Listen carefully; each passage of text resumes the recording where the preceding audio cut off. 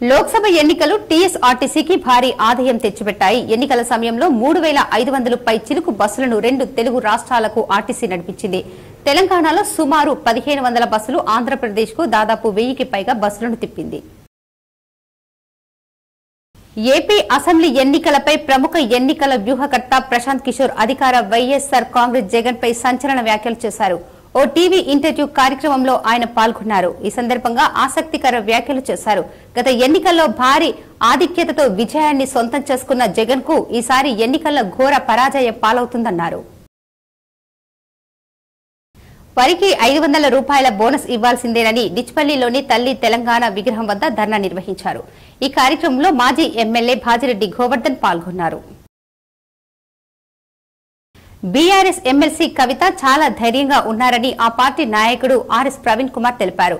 Delhi liquor scam లో నిర్దోషిత్వాన్ని నిరూపించుకుంటాననే నమ్మకంతో ఆమె ఉన్నట్లు పేర్కొన్నారు. ప్రపంచ వ్యాప్తంగా ఉప్పు వాడకం అధికం కావడంపై ప్రపంచ ఆరోగ్య సంస్థ WHO ఆందోళన వ్యక్తం చేసింది. దీనివల్ల అధిక రక్తపోటు, గుండె జబ్బులు, గుండెపోటు సంభవించే అవకాశం ఎక్కువగా ఉందని హెచ్చరించింది. నిజామాబాద్ అర్బన్ ఎమ్మెల్యే ధన్పాల్ సూర్యనారాయణ శుక్రవారం శబరిమల అయ్యప్ప స్వామి వారిని దర్శించుకున్నారు. ఎమ్మెల్యేగా గెలుపొందిన తర్వాత మొదటిసారి ఆలయానికి వచ్చి మొక్కులు తీర్చుకున్నారు. నాణ్యత ప్రమాణాలకు అనుగుణంగా సేకరించిన ధాన్యాన్ని వెంటనే ట్యాగ్ చేసి మిల్లులకు తరలించాలని జిల్లా కలెక్టర్ జితేష్ వి పాటిల్ కొనుగోలు కేంద్రాల నిర్వాహకులకు సూచించారు. శుక్రవారం నిజాంసాగర్ మండల కేంద్రంలో ఆరెపల్లిలో ధాన్యం కొనుగోలు కేంద్రాలను, ఎల్లారెడ్డిలో బయలు రైస్ మిల్లులను అదనపు కలెక్టర్ చంద్రమోహన్తో కలిసి ఆకస్మికంగా సందర్శించారు.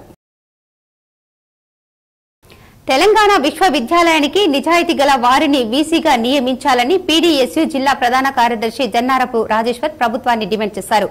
ఈ సందర్భంగా తెలంగాణ యూనివర్సిటీ తేయు పీడీఎస్యూ కమిటీ ఆధ్వర్యంలో యూనివర్సిటీ బాయ్స్ హాస్టల్ వద్ద ప్రెస్ మీట్ నిర్వహించారు.